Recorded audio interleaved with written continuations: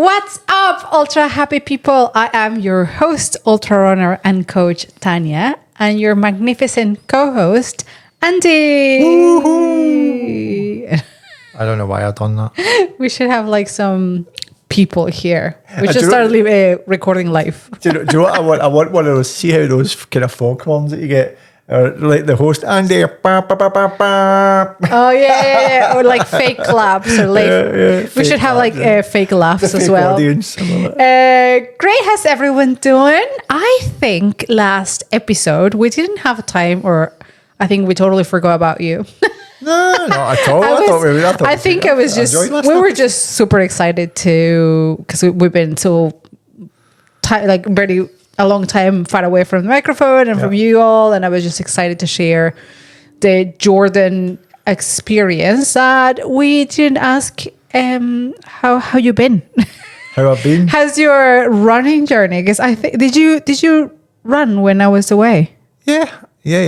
I think I was saying to you that last week. I'm actually going to touch on this in a wee second, right? Ooh. But last week I was aiming to do 50k in 1 week. Remember? Oh yeah. And I didn't.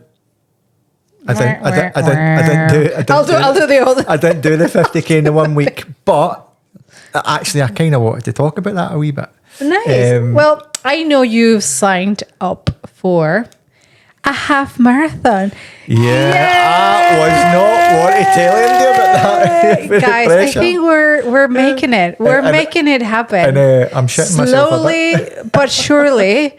Just give me a couple of maybe years, but later on you will be like, anti-first ultra marathon. Listen, I'm still saying never, but we were talking about it the other But you were like, I will never run. And we have this in video camera and in recording. Yeah, in like first episodes, and he's like, I'm not a runner. I'm not going to run. And here you are, signing up for a half marathon.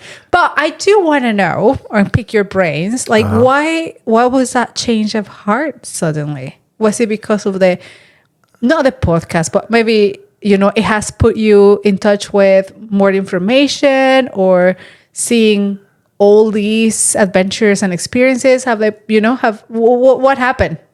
I think that way back ago, in one of the really early episodes, I did say that, and not to give you too big a head because your head's big enough already, is that actually what you do is inspire me in terms of the running side of things. And I know that going to the races as well and stuff like that, I actually liked the vibe of the whole thing, right?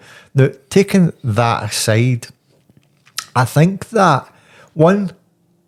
I never thought I could run, which I spoke about before, and I can do it, and I'm proud of myself for doing that. But I enjoy my runs. Right. I actually enjoy it. And the other thing is I'm seeing benefits from it. And I think that when you start to see benefits from some things, it gives you a bit more inspiration in yourself and gives you and I think along the journey so far, you've learned obviously a couple of things. Yeah, and actually that's a nice link to what I was going to talk about. And as you probably have gathered by now, I don't ever write anything down for the podcast apart from Andy's facts, which are coming. Andy's facts are coming, and I've got good ones today. But I never write anything down. But actually, it touches on what I was just talking about there, is that I've found myself mentally becoming a bit stronger. Now, what I'm going to say, right, is going That's good because it's a very mental episode. Oh, is it? I didn't know that. I didn't know that. But literally. But we've often talked about mental toolkits and things like that, right? And while in the past I've said I've struggled to understand it, and it's getting better and better, and I understand. Am I explaining it better? Hopefully, yeah. But even I'm starting to understand the elements of it now. And what I'm going to say might be a wee bit controversial to some, but actually mentality is something I'm seeing getting better recently in my whole running health journey. My mental health and belief in myself is getting better. Yeah. And it's small things I see it happening in. So mentally, I always used to think in black and white when it came to diet and running and fitness. Okay. So I'll give you an example. So have a burger when dieting, bad. Cutting a run short, bad. Did you go to the gym today or miss the gym today? Bad. Yeah. But actually, mentally, I shouldn't see these things as failures or being bad. So, for example, one burger when dieting isn't going to kill you. cutting the run short one day is not going to make you less fit. Missing a day at the gym isn't going to make you less stronger. Yeah. So I always fall into the trap and forget about the past when I haven't had a burger or whatever. So what I need to remember is, but I've not had a burger for 3 months. Yeah. I've not missed a training session in 3 months. I think it goes back a little bit on the episode where I was talking about building, right? Yeah. So it doesn't matter. It doesn't need to be perfect. It just needs to be constant. Yeah. So if that burger is going to bring you like, you know, a little bit of an incentive, or, you know, the problem lies on if that burger turns into 10 burgers. Yeah, a burger every day. But it's funny, some of the words that you use are similar to mine, but different. So I've come to realise it's about making a commitment to these things. And actually the most important thing, and in reflection, your body could do from a good burger now and again. Yeah. Cutting the run short will help you recover better for the next one. Of course. And missing the gym that day brings you back stronger the next time. How many times have you not been to the gym one day and then came back the next day and thought, oh, I actually feel much stronger today? Absolutely. So I find myself being more realistic now. And I love being committed to doing these things that improve my life. But mentally, I'm not going to beat myself up anymore. Yeah. And that is my mental strength coming in for me. For what I thought was failure, I think it's actually made me more confident now mentally, because I feel like I've got more control over these things. I think that is the key word, control. Yeah, when you have control, you have everything, right? You have control even when, let's put the example of my problem when I had the shoe issue in my race, right? I have control of my thoughts. I have control of my mind, control of my feelings. Yeah. I was fully in control. And when you're in control, it's much more easier to keep on going or see things clearly. And that obviously pays back in consistency, right? So you avoid panicking or running away or freaking out or being like not having the patience as well. Because if you see everything clear, you have the patience because you can see the peak of the mountain there. So that helps a lot. Definitely control is a good word. But I like it. But I think that is that going to be your pillar? But the thing is and when you ask me the question, and this for me is quite me being kind of serious. I know that I'm not normally the serious one. Is that for me? It was coming to the realization of that I could control it. And actually, that is probably running. It's probably what running. Going back to your original question, and my fitness journey and my diet and journey as well is all contributed to. And see, when you have that control, when you start to see the benefits of it, which I mentioned before, that's what spurs me on. That's what drives me on now. But I love that. I love this side of the podcast that it's not only me about like control, because maybe people will think, oh, you are already in control. Like I'm not, the best probably. Like I'm, like they will think, oh, you've done this too many times. I understand it because I think about it that way as well. But I think people can relate to you a little bit more per se, maybe because you just started and you're like realizing that maybe the health and lifestyle journey is not about looking a certain way. You've really been in contact with someone that has that as a truly lifestyle, and it's not a perfection, it's just about consistency. And I love that about the podcast. Like you're using different words, and maybe people understand it better that way.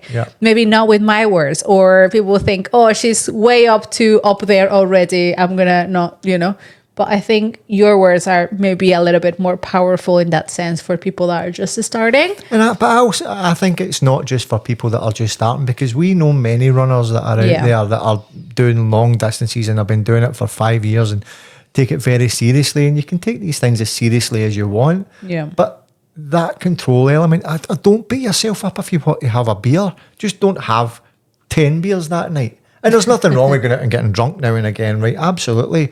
Or don't, or like, it's okay to do things now and again. Enjoy life. Because you forget about the year that you've had where you've just trained, like, to get to where you want to go. It has to be a nice balance. I always said it has to have a really good balance between sacrifice, because obviously it comes with a little sacrifice, but also giving, yourself a little bit of like slack. How many you people need to. over the years, and I was one of them at one point, as well as me and all my friends, is you would go on a diet. I was on some random diets. Were you on a diet? I went on beans and toast diets and all that, right? I've never heard of this. I remember going on the Atkins diet, right? Years and years ago. You remember that? But what would happen is you would fail for one day and you'd be like, well, that's my diet over. Really? No, it's not, because think about it. You've been doing it for bloody 6 months. Do you know what I mean? In one day of what I would have classed back then as failure. Yeah. It's not making a big difference to what's going on in your body. Do you know what I mean? It's that one day, as long as you pick yourself up and say, do you know what it is? Next day, we're back on it again. Perfect. Yeah, exactly. That's what it is. That's excellent intro. Was it? Do you know what, the funny thing is I caught myself on the other day thinking about it. You're reflecting now about. I'll tell you what. I wrote it down. I never write anything down. That is another thing. You start getting reflective about all this, and maybe I do it in my long runs. They are a little bit lengthier, clearly, but you have these breakthroughs about life, about things, like you said, about your journey, about how you're going to carry on with life now. You understand that you want to carry on with a balance and things like that. You do have those breakthroughs when you are in the zone, or just like running, or you just, I don't know, I think you feel better about your body and everything, and just start making these kind of reflections. So and I love it, because that means that you're having these breakthroughs now. So it's quite interesting. Andy's facts today, believe it or not, all right, are about the brain. Andy's facts. Okay. Get the old man glasses back on. Okay. All right, we're ready. I'm going to point at Andy's facts. Okay. I'm ready. Okay. Facts. Did you know that ridiculously extreme long distance running shrinks your brain? Oh, I agree. But it does grow back. It does grow back. So in 2009, 67 endurance athletes ran nearly 3,000 miles over 64 days without a single day's rest to complete the Trans-Europe Foot Race Ultra Marathon. Researchers led by the longest ultra in the world, by the way. Is it? Oh, I didn't know that. Researchers led by Wolfgang Fruerend, I think I said that right, scanned the brains of a sample of these runners before the race, during, and 8 months afterwards. During the race, the runners' brains shrunk in terms of grey matter volume by about 6%. And this is due to the metabolic demands of running. I was going to say it will be because of the... It does grow back in a week or so. Yeah. But I thought that was dead interesting. You don't I would say think because that of all happen, you're not eating properly, and I mean the brain is, Yeah. you need to feed, like it's part of muscle. And for me, I don't know everybody else out there, but when you think about running, you think about legs, arms, breathing, lungs, heart. I thought about it before, and now that I'm doing these races, I've told you that I had now integrated in all that organs. I've never thought like the beat down that the organs, including the brain, clearly now take doing these extreme things. And and I was reading about it as well, that it says actually if you then include dehydration into that, of course. So if you're not hydrating yourself properly, then that shrinks your grey matter again on top of it. Yeah. So everybody out there, hydrate, because your brain is already shrinking when you're running. Okay, next one. Did you know that running improves brain health? Yeah. Okay. So you use it. Use it or you lose it. Well, struggling with that afternoon deadline, can't make an important life decision, Tanya. The answer might be in a quick run. So a study by the University of Tsukuba, I would think, in Japan last year showed that 10 minutes of moderate intensity running increases local blood flow to parts of the brain that plays an important role in controlling mood and executive functions, giving your cognitive brain thoughts and a boost. That explains so much. Why do you get those messages in the middle of my run? That is true. Tanya comes up with her best ideas when she's running. So that's it. I tell you, anybody's looking for any ideas, get out there. I'll tell you what as well. Today that I've been obviously going for my runs and stuff, I've been doing them on the treadmill, by the way, because I need to keep my heat exposure low, just because I need to cool down. And I've been doing it on the treadmill. But I love that because I can write more. Yeah. So I've been writing half of the episodes in my phone while I'm running.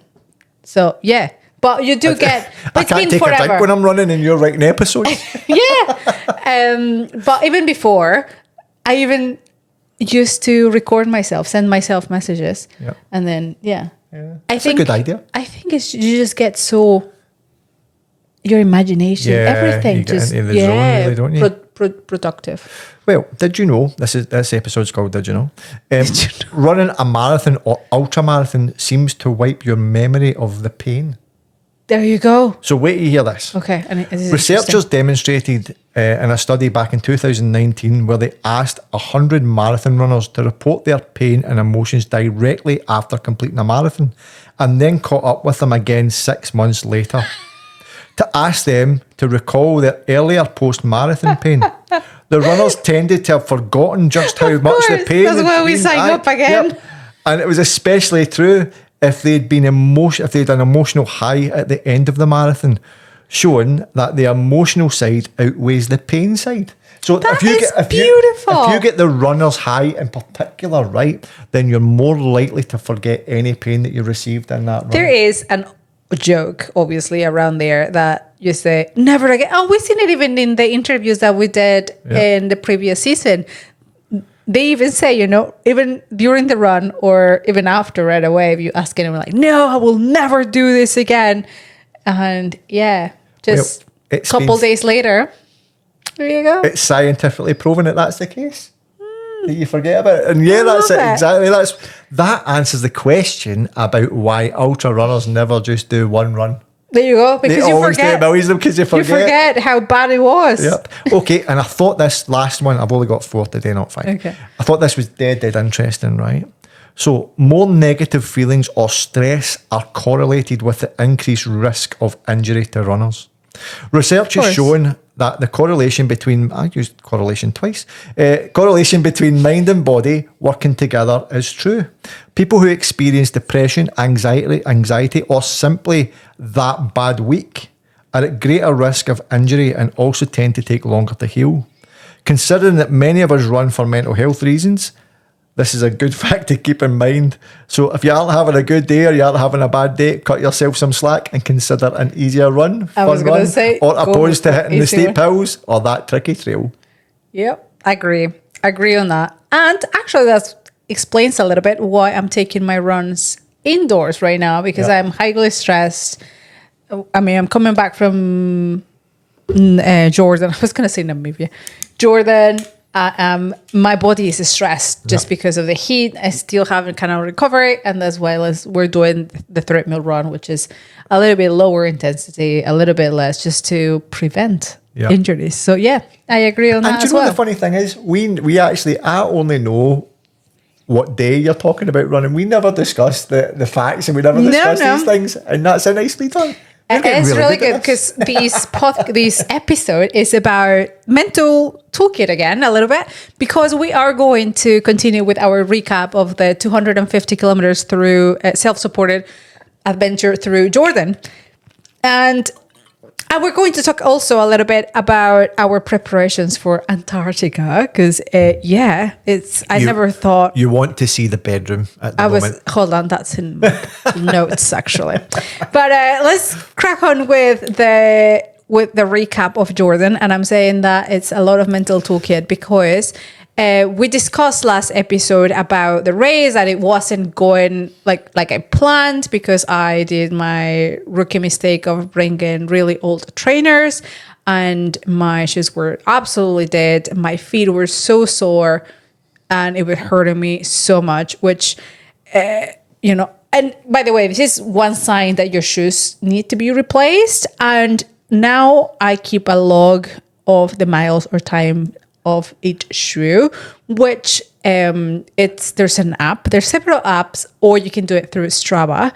So that Strava automatically logs in your run, and then just kind of like put in there what shoe you did with that. I mean, what run you did with that shoe, and you kind of like can keep track of the miles per shoe.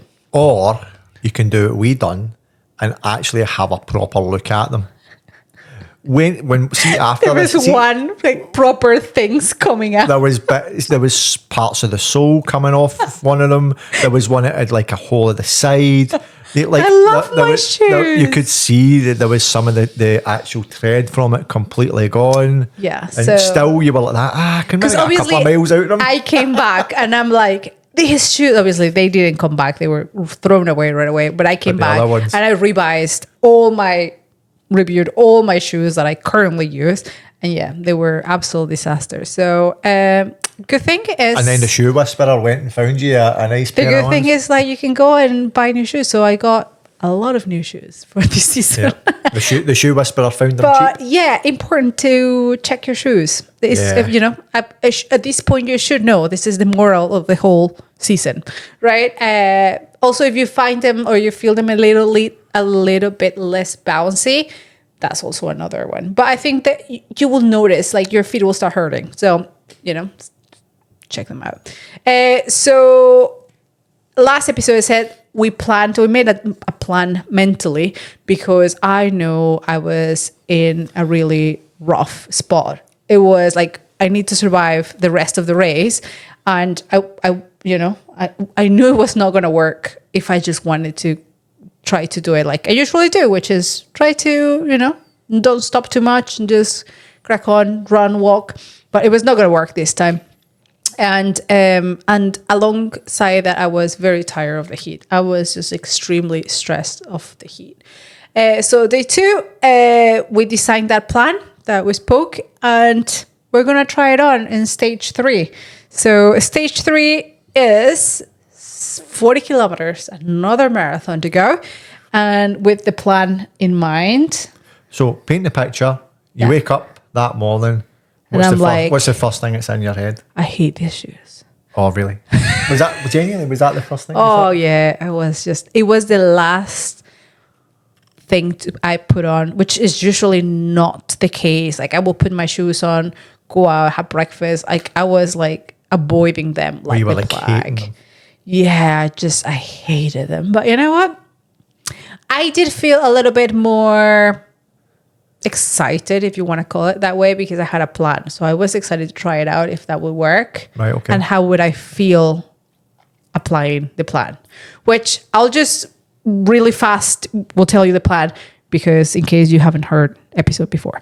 So it's 40 kilometers usually. Each checkpoint is 10 kilometers. So you have 3 checkpoints because the last one is the finish line. So by checkpoint 1, which is 10 kilometers, it's not too bad. My feet, they were rested, they were okay, and the heat of the sun wasn't fully out yet. Like you still feel that morning breeze. So I said, you know what, checkpoint 1, we'll keep pushing, moving on.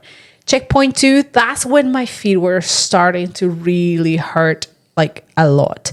Despite the heat maybe not being so wild yet, my feet just were, like the pain was just unbearable. And what was the terrain like at that point? Oh, everything was sand. Oh, right, okay. There was stage 4, which I'll tell later, it was a little bit more harder terrain. But so kilometer 20 or checkpoint 2, I will stop, take my shoes off, put my feet up. They usually have stools or little benches in the checkpoints. I will lay down, put my feet up, and that will help to unswallow my unswallow.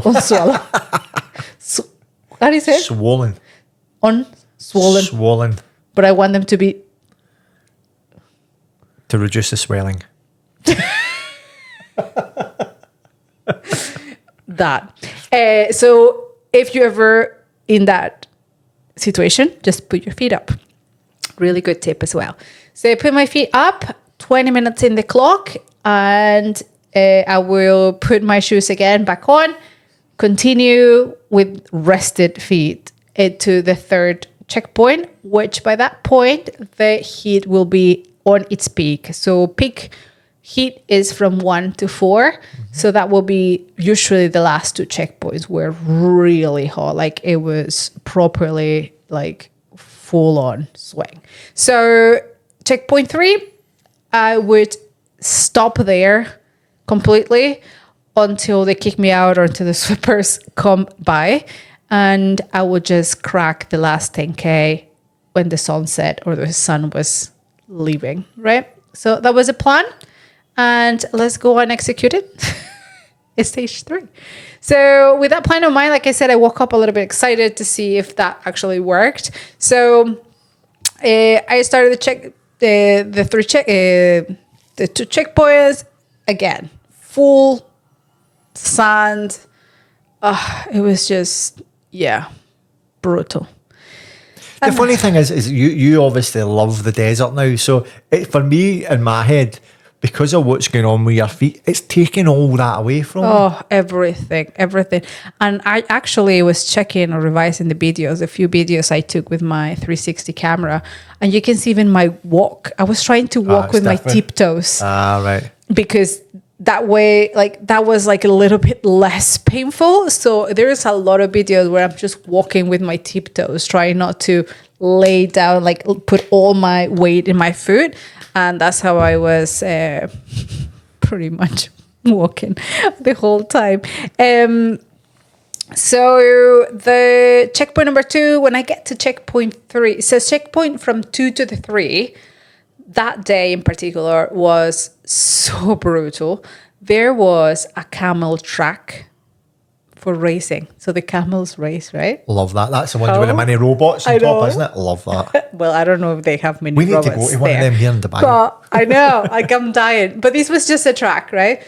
But so the sand is stopped and they race in like these, like it's sand, but it's like wetted. So it's like mud, but really hard mud. So it's like pavement almost. So it's already like really, really hard packed, like soil. And there was that for a long time. And even though I was begging, like in another time, I would have begged for that because then you could run because there was no sand and it was beautiful. But in my case, because my feet were so sore, that was even worse. It's even that tougher was absolutely agony. I thought I was. And then the soil was white. I think it was so dry that it's white. So I can feel like the reflection of the heat just like coming from down, from up. And it was, that track was like forever. I was like, how long did these camels run for? I don't think I've ever seen white soil before. It's like, it's so dry that it's like white. And it was so long. You could not see the end of it. It was just like, and you could not see a checkpoint, nothing. It was just like a long, like you couldn't see anything. And I was going obviously super slow. That was one of the moments that I was like, I'm not going to make it. Like this, I think that was like, and I was on my phone. Was that Merenguita saying to you? In the middle of, Merenguita was dead at that point. She was cooked. She's like, I'm out. This is so hot. I'm out. I'm going to the fridge or something. She was away. She was like long gone. And then after the camel track, I thought this is the worst. But it gets worse because then there was a long stretch of just pavement. If there's something worse. What, concrete pavement? Concrete pavement. That's the worst when it's that hot out. Like you can feel the pavement so hot as well. Like, like there was like heat coming out of that soil. It was just horrid, like just carnage. But suddenly I seen the checkpoint just there. Like a mirage in the desert. But it was so far away, but I can see it at least. And however I could, I dragged myself to the checkpoint. I got to the checkpoint literally in knees and my hands, like dragging myself up to the checkpoint. And I just like fell down, like just like purely like dramatic style. I was just about to say, I love how dramatic you're making this. It's like a scene for Apocalypse Now or something like that. I love, like, now I'm laughing, but at that point I was crying. I was in a, it's the beauty of life though. It's like you go through something so traumatic, so in that moment it was like the end of my world for me. And now I'm laughing about it. For those out there, I've got this vision of Tania's face, like John Rambo in Rambo when he's like, screaming at people. Oh, I was crawling up the dead. hill. I could feel my heart in my ears, like all my body was like pumping, like I could feel my heart everywhere, like just like Dehydration, by the way. probably. I mean, you cannot drink that much water either. Like you just survive, like you just drink to the barely minimum. And the volunteers, by the way, seriously, you will never finish any of these races without the volunteers. They were so nice. They helped me with my backpack, obviously. And I laid down there. I got there, like, just crawled in. And they were so kind. They didn't bother me. They were like, you okay? And I said, just give me 5 minutes, because I was, like, in a state. I think I get scared. I was crying because I was scared of feeling that way. You always get a little panicky of, it's like the same with hypothermia when you are like feeling really cold and you cannot control it. It's the same way, but the opposite, right? Like your heart is beating really hard, but really fast. You feel really hot. Everything is pounding. And I just get really like panicky and I just start crying. Because it's that feeling, it's so unfamiliar to you. And I think mentally, you don't think that you're going to die, but you think that this is the stages that you go through to get there, if you know what I mean. If you know what, you can't get away from it. Yeah, you can't, and it's your brain working. And that's overtime. also another thing that is like, you cannot just take it off. It's just there, and you cannot run away from it. Yeah. You cannot relieve yourself of that heat. There's nothing you can do. The water is hot as well, by the way. The water they give you. The only way to relieve yourself for doing it is quitting. And exactly. You didn't quit. So that was tough. Like I said, volunteers were really nice. I just like, give me 5 minutes. I just like laid down there crying, feeling sorry for myself, and just wiped my tears. I'm like, okay. I think they're used to seeing things like that. They'll have seen everything. Everything, because they were like, oh yeah, okay, let us know. And I was just there crying by myself, and they were fine. Like, they were like, okay, you good? All right, what do you need? I'm like, okay, water. And I'm like, okay, guys, can you tell me when the last one, or when I need to leave, or when the checkpoint's closed? And they said, oh, I can't remember the time, but they said, oh, it's closed in, I don't know, let's say 4 or 5. And they said, but you can stay even longer. You will need, you can stay longer until the sweepers come. Like, you can stay, even the checkpoint closed, let's say at 5. If the sweepers haven't passed through, you can stay longer, right? Oh, so I said, oh, that's great. So just give me, and then the checkpoint was in a little hill, in a little like, and you could see when the runners were coming in. So they said, oh, we can see if the sweepers come in, so we will let you know. So that pavement road that I was saying, you can see it clearly from that point. So they were like, okay, we'll let you know when we can see them coming, and so you can start packing your stuff and going. So I was like, that's great. So I was there for about, I would say, an hour to 40 minutes, an hour. I can't remember, more or less. That's quite a long time for you. It is a long time. I seen everyone. There was not a lot of people behind me anyways, because I was going so slow. But I did see everyone, like all the walkers and everyone passing me.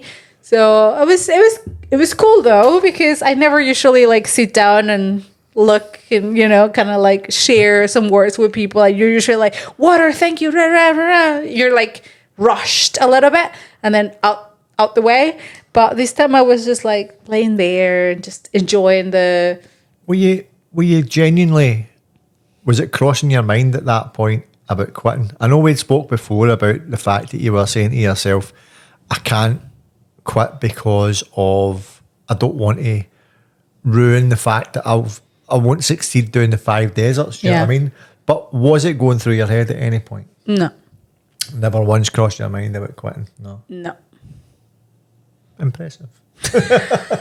I will drag myself if I needed to. Yeah. So I said that to you before. Not. See, when I'd seen that day when your GPS battery had died, and I was going back and forward, and I sent the email to Mary. Sorry, Mary. But in the back of my head, I knew that you wouldn't quit. I knew you would drag yourself, no matter what it was. You would have to have something broken for you not to finish it, because you're committed I was to medically DNF. Like the medics was like, you cannot go on. Yeah, something like that. But I waited there, and it was really nice. After that, the volunteer said, "Hey, we can see the sweepers coming." So I, put my shoes on again, kind of like dress up myself again, gaiters on. It's a whole, just like sit down is a whole, like, takes a lot. Put the backpack on again, everything. Like, it's like hard work. It takes like 5-10 minutes just to put yourself together again from like undoing yourself. And all sad and all, here I am, last 10 kilometers. At that point, 10 kilometers would take me around 2 hours. So at that point, it was around, I think, like I said, 4. So I would have to be in the sun for like, I don't know, 30 minutes until the sun will start really setting. And the next section was the sandiest sand ever. Sandiest sand. That was so sandy. And I was like, this is like, 30 minutes. I was like, just wait until the sun leaves. At least, even though that doesn't take the pain away, at least it's one less stressor, right? At least I'm not going to be that hot, or the sun is not beaming on me.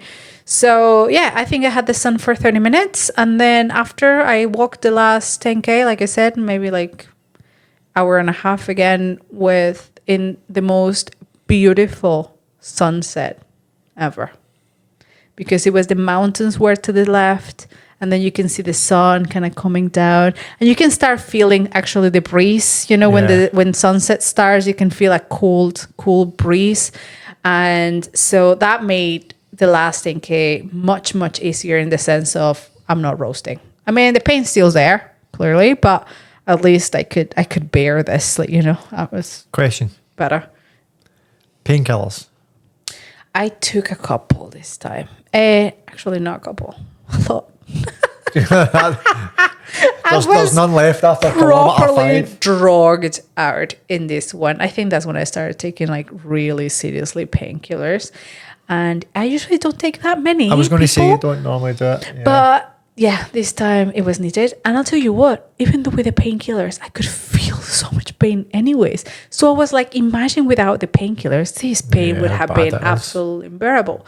So it was super nice. I passed a couple of people that, the walkers, the people that were walking. I was surprised. I was like, I'm not walking even that slow, but still. And it was nice. I got to the camp and I got the biggest, most warm welcome I've ever had in the whole.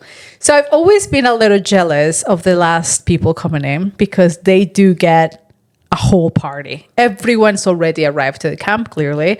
Everyone's just out there in the camp. And then when they start listening to the bongos, that means that someone's coming in. Yeah. Everyone gets to the finish line and start cheering. And when you're in the middle of the pack, you don't really get that. Everyone's kind of like arriving at the same time, and everyone's kind of like getting themselves sorted and eating, and no one cares about you. You're like, okay, great, you survived, good. But the last people coming in, that's the people that have been out there for 10, 12 hours. And that is an incredible feat. So everyone is in the finish line, like cheering. Real endurance, so I was a little bit like jealous all the time. Like, no one like clapped for me when I came in. And this time I had my magnificent welcome. Everyone was in the finish line, because I think I was one of the last ones that day. I would say probably there was people behind me, but very few, like 3 or 4. So there's not a lot of people behind me. Every cloud has a silver lining. Oh, it was. I would tell you that was one of my highlights of the whole journey.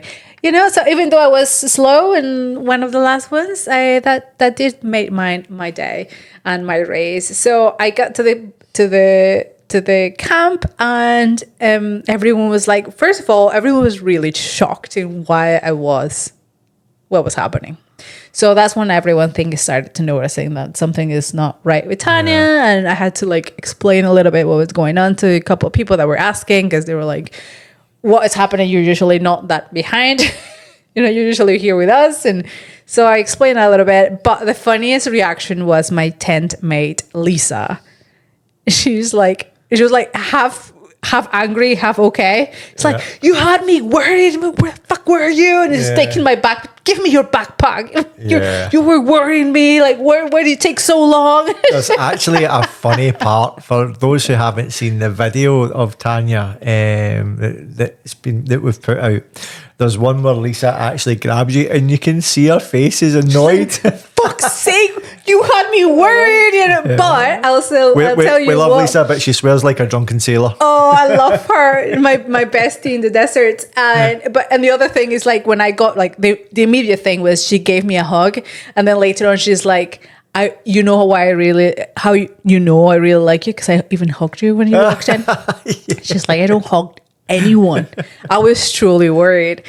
So she did give me a hug. So it was like, why are you hugging me? Don't be weird. But that's one of the things I really enjoy when you're telling me about your desert runs. And I think I'd mentioned it before. It seems to be the more races that go on, the more friendly you get with the runners, the people that are all interacting. They really understand what's going on. And more when you're the last one, you definitely get that extra cheer. So yeah, you get a little perks of that. But I think that's something for everybody out there that's thinking of doing these things. The support that's there from the other runners is amazing, isn't it? I know. And I think I didn't tell her about my plan because I wasn't sure. I was just thinking, So obviously she was like, why it took you so long? And she was like angry. But then she went on to say, everyone was worried about you clearly, and everyone was worried, like asking me, where's Tania? And she's like, she will be coming in. Like I knew there was absolutely no chance you would not finish the day. I know you would take your time, and that's what I was telling everyone. She's like, she's gonna come in, maybe the last one, but she's coming in. And then I love that because that means that people really know that you're I wouldn't give up that easily. So that was funny. She's like, I knew you were coming in. Like, there was like no chance you would just. Because she's got food in the tent. I need to go and get my dinner. And it was funny because everyone, obviously, you're chatting about the day and how did it go and all that. And everyone was like really shocked and dead from the last 10 kilometers, because when most of the people crossed that 10, the super sandy ones that I was telling you about, it was in the peak of the heat. Remember, I took time in the tent, so I slept through that peak of the heat time. But most of the runners, or the majority of them, the middle of the pack, were crossing that sandy bit in the peak of the heat. So everyone was saying, those 10K almost killed me. And I was like, I had the most beautiful last 10K of all. Yeah. Because I was having like sunset and I was like actually enjoying it. So it was funny. It was like, you see, you should have waited with me in the wee tent, have a wee snooze, and then recon and enjoy the sunset. So yeah, I guess the plan worked. And another question for you. Is, see, on days like that, they're taking longer, right? Yeah. Talk to me about nutrition. How does that work? Do you have it? I eat whenever I feel like. I know, like in races, normal races, I will eat certain amount of food every hour and, be very, methodical in that sense. But in these ones, you don't have as much food.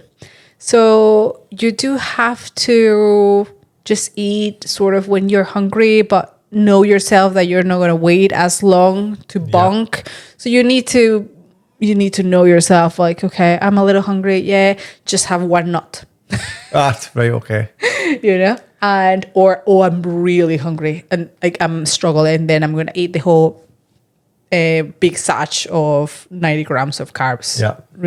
So yeah, you just have to be. Oh, that's how I do it. To be honest, you cannot plan anything, because also if you have in your food plan, you're gonna eat every hour, and you may be throwing up. It's it's too hot, And yeah. What's funny, that's what was, see when I asked you that question, because in my head, I was thinking to myself from a nutrition point of view, if you're going to be out there longer and you're struggling a bit more, you'd maybe be taking a couple of extra goos, for example, because of the caffeine will keep you a wee bit more upbeat. But my God, having to take those things, like extra ones of them would just, that would kill me. So what I usually do, I pack a lot of powder, the carb powder from Precision. Yeah. So that is lightish. And what do you do with that? Is that just put it in the water? Right, yeah. okay. And then I just drink my calories and I just keep that topped up. So I'm always drinking water, and that powder has carbs and electrolytes. So I am sipping on that, on nutrition all the time. I'm not as methodically, like I said, as like 90 grams. Again, if I was in a different setting or a different race, maybe. But in this one, it's almost impossible. Right, okay. If you have a plan, know that it's going to go through the window. Out the window. And I think, to be honest, in any race, but more in this ones. Okay. And but anyway, I think I was like, great that my plan kind of worked, because I felt much better. Like I finished feeling better than the previous 2 days where I was like barely hanging at the end, because I was like, okay, I think I could do this. Like it gave me a little bit of like hope. And I know my plan would put me in the bottom of the ranking. That is the hit that got me a little bit. I was like, not that I hate, but it's a punch, that you're not in the middle, even sharing the race with your friends, because everyone was gone and I was all the way in the back. But it was that or going home and project over. I remember before you went, we were obviously, and you never take things for granted, we never do, but we had high hopes for this one as well, because you'd done Jordan before and you'd gotten top 10 last time women, and we were thinking, and I practiced in the heat. Yeah, we feel excited. like we had it all going for us, and we thought, so I can imagine it would have been a tough pill to swallow. Yeah.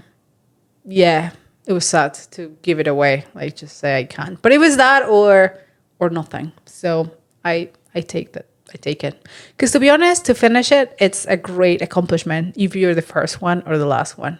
These kind of races in particular are so brutal, and it's so demanding in so many ways, like we explained before so many times, that you being able to solve every single thing for 6 days, that already is an accomplishment. So, I just have to remember that. I think what's good for people listening out there that are maybe thinking of doing, whether it be these races in future or other ones, is I think it's good that we've had that high and then that low. But actually, although it's a high and a low mentally, the real, as you just made the point there, the real survivor moment and the real accomplishment is finishing. Yeah. For anyone. So it's nice to see that there's the high element and the low element, but like I say, the real element, the real thing is that you get through it. Yeah, how you're going to solve it. You use all those, you use your mental toolkit and everything else. And to be honest, until now, we haven't got any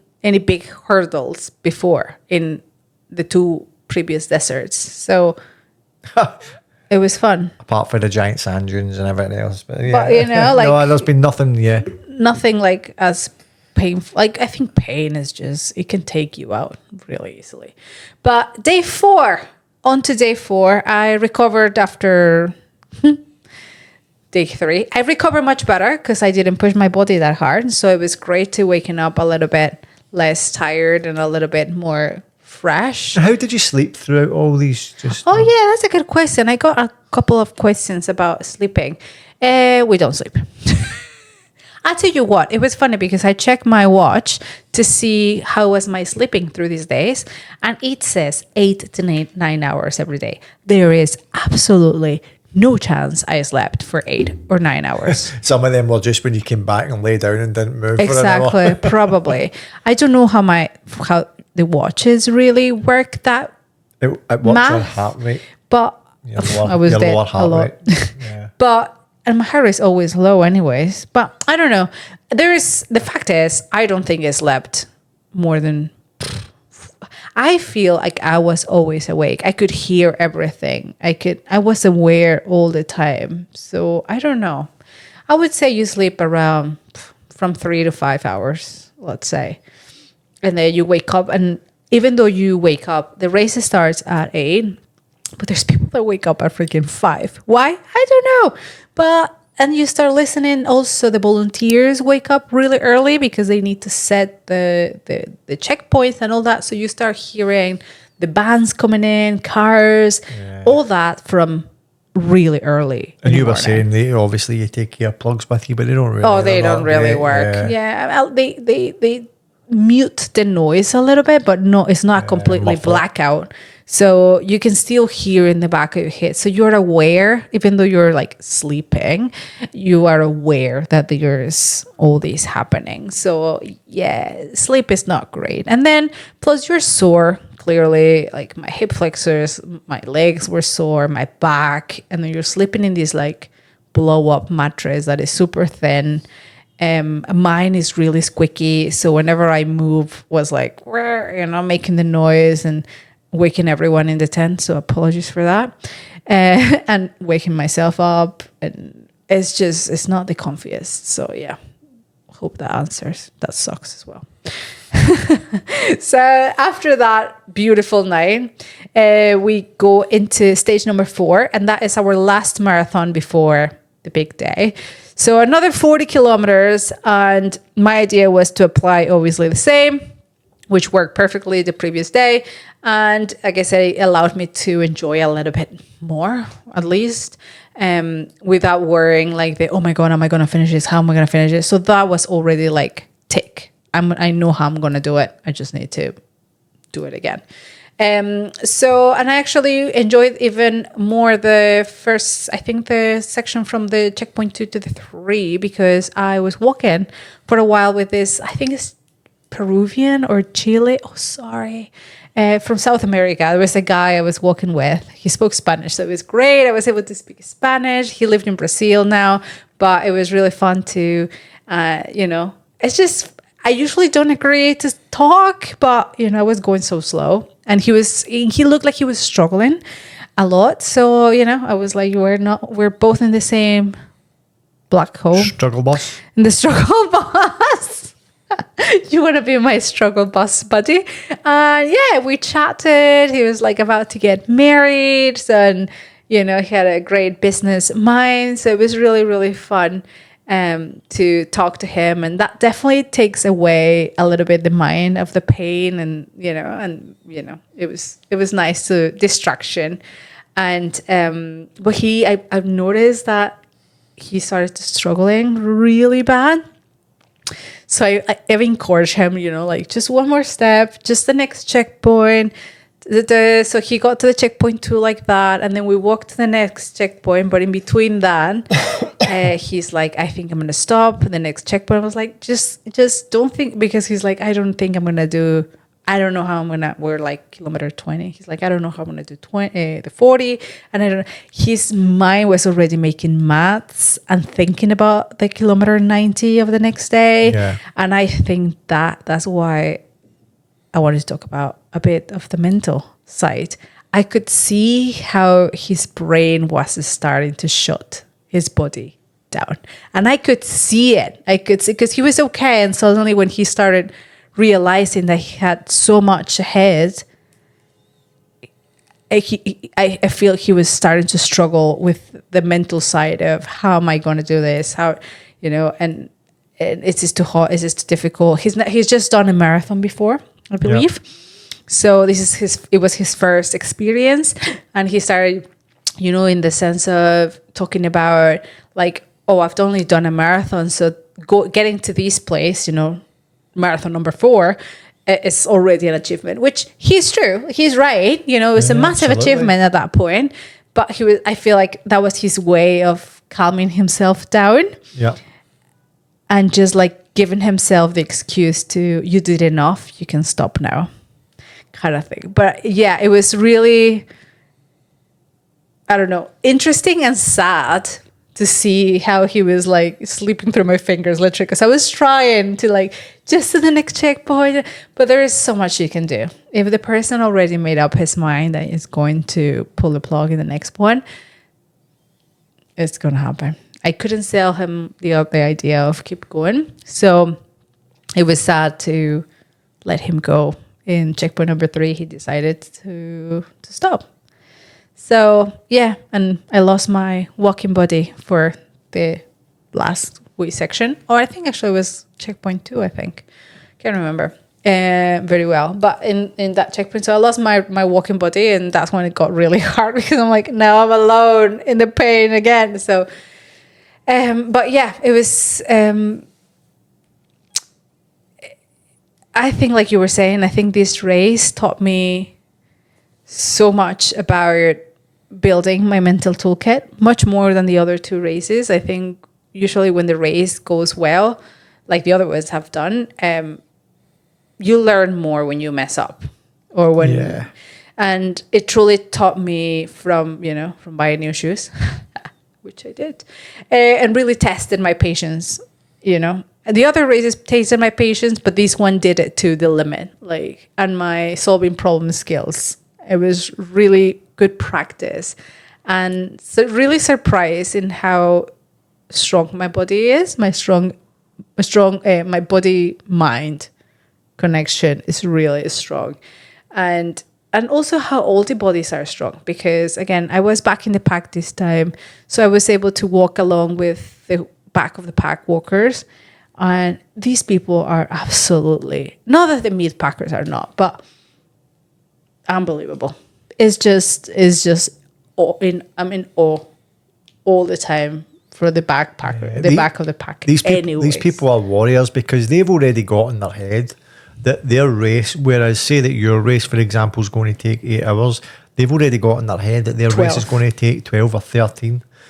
8 every day. I think that even in my head, and I'm not doing these races, 8 you think, right, I could probably do 8. But when it comes to over that 10, 11, 12, 13, you think, my God. But what they've done is they've put one foot in front of the other the whole way. And that's for 4 gritted their teeth days. And cracked on with it. And the long stage is really long for them as well. Yeah. I could finish it in 12, 14 hours, but they're going to go over 24, some of them, 25. So it is brutal for these people. And their resting and recovery time is less because they get to the camp at 6, 7. Yeah. They eat dinner, which it happened to me this time. I barely had time to put my things for the next day, because once the light goes off, the sun sets and it's dark, it's really difficult to move because you can't see anything.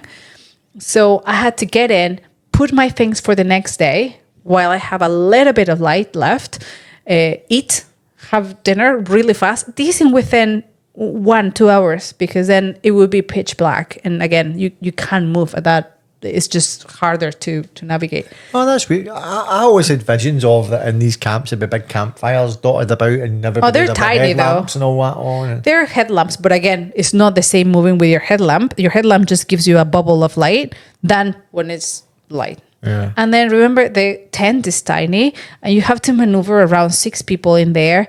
Everyone has their kit out. It's tricky. Yeah. It's already tricky with light. Now imagine when it's pitch black. So I always had the thing that arranged my stuff the night before as well. So in the morning, I don't have to be running, and I like to have everything ready for the next day. So in these ones, I find myself a little bit behind because I didn't have enough time, daylight, to do my things like I usually do. So these people, that's what they faced, the people that are usually in the back of the pack. And these people are definitely warriors. What an amazing feat, to be honest. Anything is amazing, but they have to take a special mention, to be honest. Well, because I was part of them this time. But next day, or next episode, I still don't know how I'm going to survive 90 kilometers after the beatdown of 40 kilometers.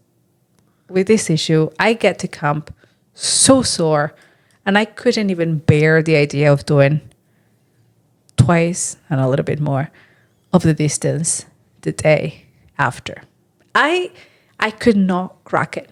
And even I'll talk about it in the next episode, but I started the race or the 90 kilometers without not knowing how.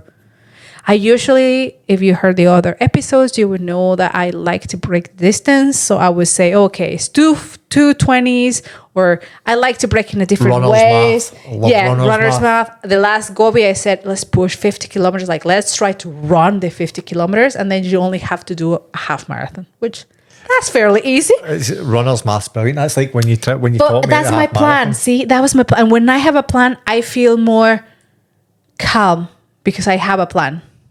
If it goes or not, that's a different story. But if I go into war with a little bit of a plan, that's what I'm aiming for. So at least I have a guideline or where I'm shooting, right? So again, Govi, that's what I did. Let's shoot like on 50 kilometers as fast as we can. Let's push through. And then we can just walk, whatever, half a marathon, which we can do that.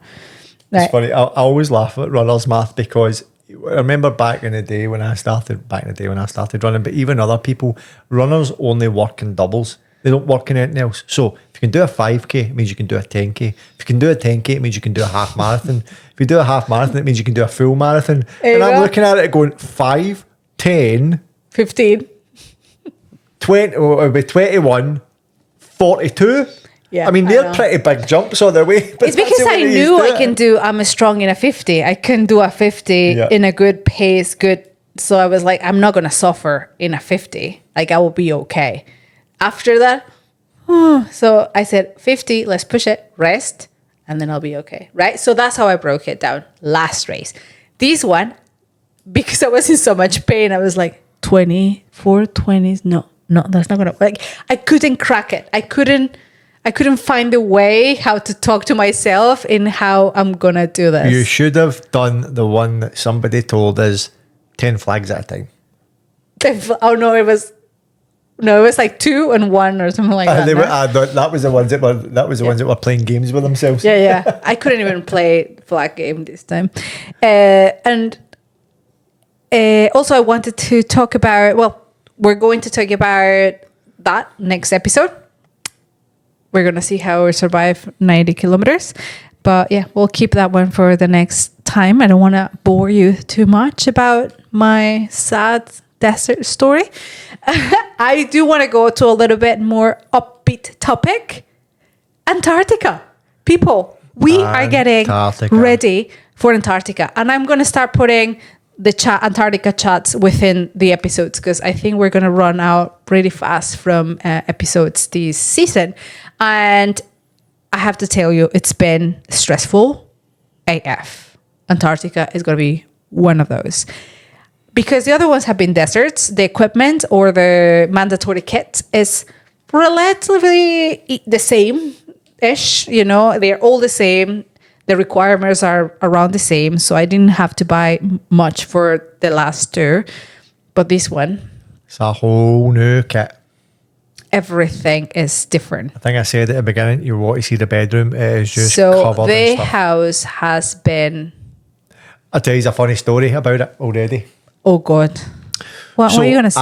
I was at the shops the other day and I came in and no Tania's knocking about.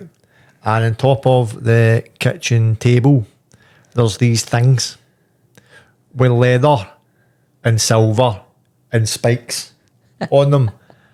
And obviously I have no idea what's going on. And I'm looking at them and I'm thinking... And I'm thinking to myself... We're going to have some fun. Has been watching some dodgy shit on the TV and she's thought that this is a good idea. And she came into the room and I'm like, what's that? Are you into some sort of mad bondage stuff? And she's pissing herself laughing. She's like, no, these are the spikes for my shoes. And I'm like, now I get it. Now I've got it. I know. And then there's like these wasn't it balaclava? Balaclava as well. I'm like, what is going on in this house? We're going to rob a bank and then we're going to do some kinky stuff. That's a plan. I mean, if I have told you that, you would have definitely bought it. But honestly, see, when I seen those sitting on a table, I was like, I couldn't get my head so there around it. is a lot of equipment that has to be bought. And yeah, we're getting there.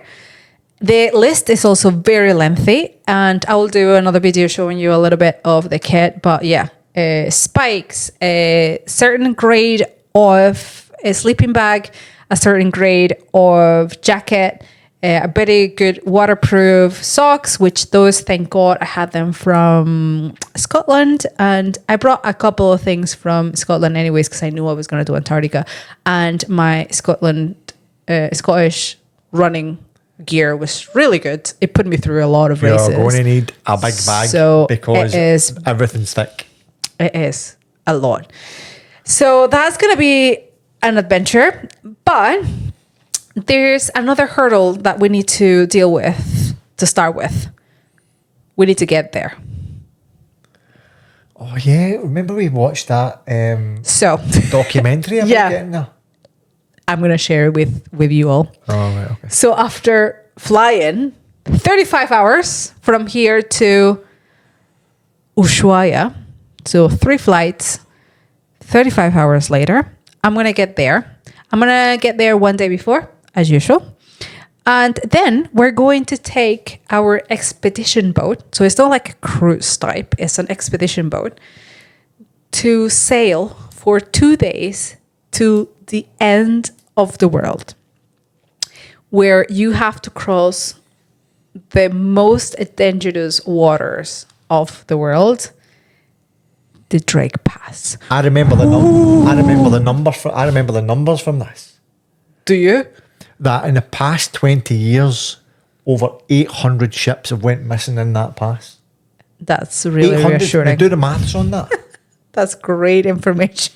That's making me feel so much better already. No, sorry. It's 800 that have either went missing or I'll tell you what, you should put it in your distress calls in your tips by Andy for next episode. How to swim. I'm gonna start bringing my swimsuit. You're right. Yeah, swimsuit on. You should get your bloody rubber rings and mask. Yeah, one of a donut. One of those donuts, and not the eating kind, the blow guys, up kind. I think that's the part where I'm even more scared. I know a couple of friends that two people that have gone down there, and obviously the gossips that go around these races.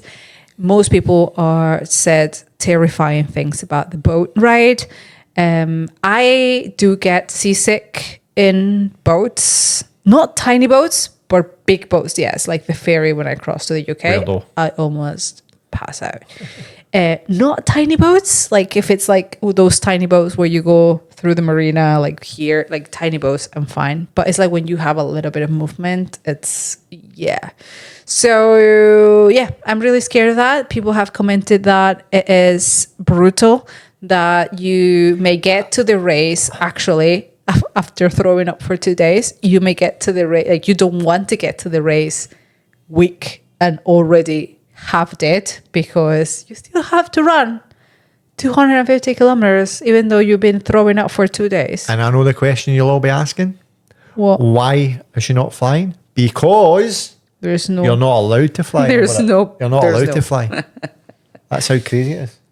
So yeah, we're all excited for that. You can have some facts by that. That will be interesting.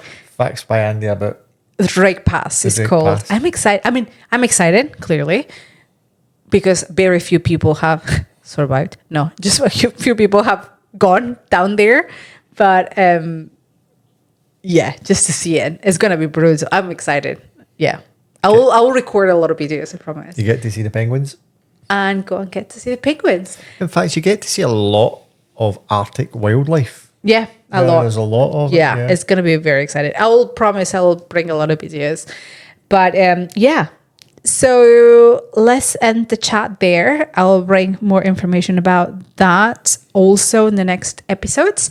And the next episode, we have the most exciting day of the whole Jordan adventure, the long march, the 90 kilometers, the mother of all days that day. 90 kilometers of pure suffering for you all, and a little bit of the gear that I'm going to need in Antarctica as well. I'm going to start sharing with you all. And yeah, this race, this next race is going to be so different. So yeah, stay tuned for that. And we'll see you all next week. Have a wonderful weekend. And remember to keep doing whatever makes you ultra happy.